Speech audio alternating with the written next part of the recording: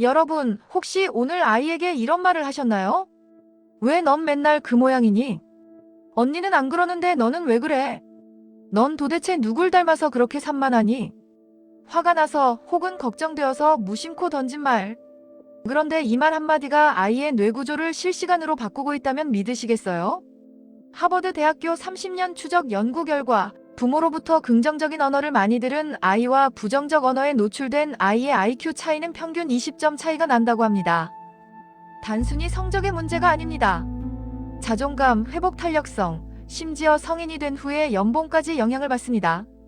오늘은 부모의 말 한마디가 아이의 지능과 성격을 어떻게 결정하는지, 그리고 오늘 저녁부터 당장 바꿀 수 있는 구체적인 방법을 알려드리겠습니다. 1. 뇌과학적 근거. 먼저 아이의 뇌에서 무슨 일이 일어나는지 살펴볼까요? 우리 뇌에는 편도체라는 부위가 있습니다. 감정, 특히 공포와 불안을 처리하는 곳이죠. 아이가 부모로부터 넌 안 돼, 또 실수했네, 넌 왜 그래? 이런 말을 반복적으로 들으면 어떻게 될까요? 편도체가 과활성화됩니다. 아이의 뇌는 학습 모드가 아니라 생존 모드로 전환됩니다. 엄마 아빠가 나를 사랑하지 않는 건 아닐까? 나는 정말 못하는 아이인가 봐. 이 상태에서는 전두엽, 즉 논리적 사고와 문제 해결을 담당하는 부위가 제대로 작동하지 않습니다. 숙제를 봐주면서 짜증을 내면 아이가 더 멍해지는 이유가 바로 이겁니다. 반대로 긍정적인 언어는 어떤 효과가 있을까요?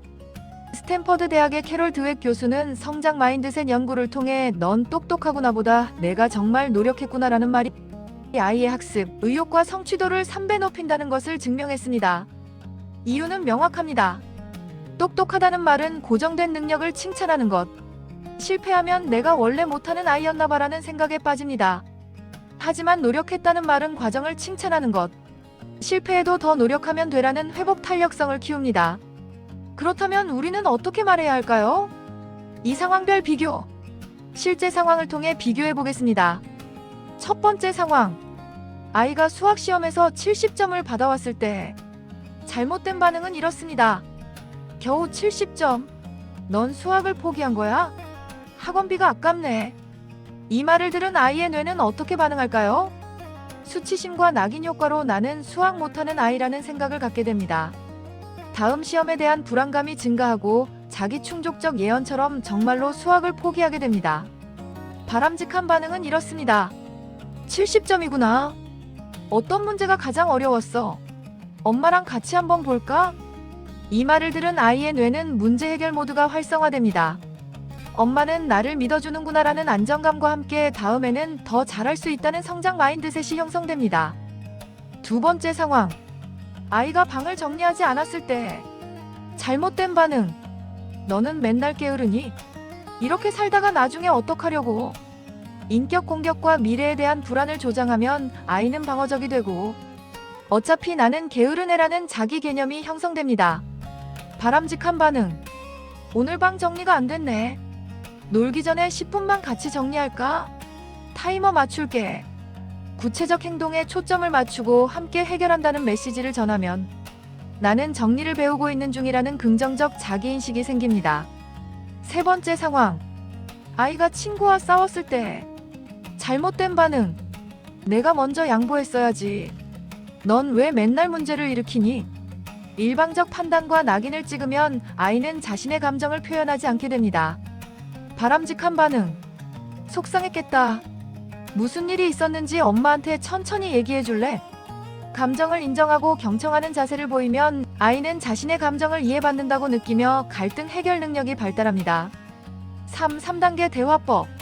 자, 그럼 오늘 저녁부터 당장 실천할 수 있는 성장 언어 3단계 공식을 알려드리겠습니다.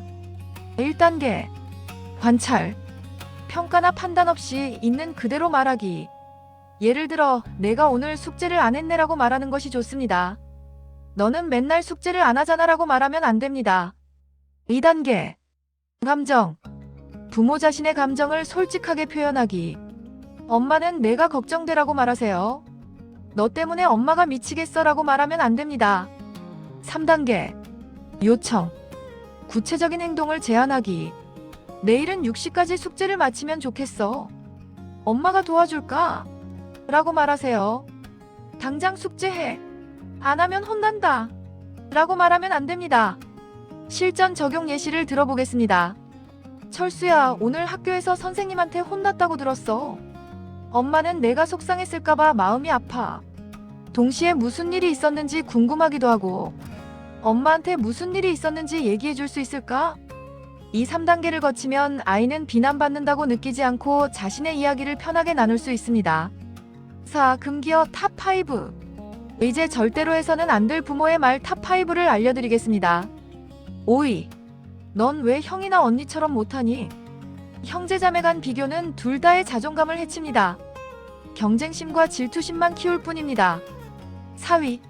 내가 그러니까 친구가 없지. 사회성에 대한 불안감을 조장합니다. 자기 충족적 예언처럼 정말로 관계 맺기를 두려워하게 만듭니다. 3위.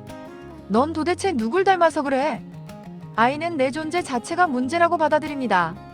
정체성 혼란과 자기 혐오로 이어질 수 있습니다. 2위. 엄마 아빠 실망시키지 마. 조건부 사랑의 메시지를 전하는 말입니다. 아이는 잘해야만 사랑받을 수 있다고 생각하게 됩니다. 그리고 1위. 넌 안 돼 또는 넌 못해. 가장 강력한 부정적 낙인입니다. 학습된 무기력으로 이어지며 도전 자체를 포기하게 만듭니다. 기억하세요. 이 말들은 단순히 상처를 주는 것을 넘어 아이의 뇌신경회로를 부정적으로 재배선합니다. 마무리. 여러분, 완벽한 부모는 없습니다. 저 역시 15년간 수많은 아이들을 상담하면서 동시에 제 아이를 키우며 수없이 실수했습니다.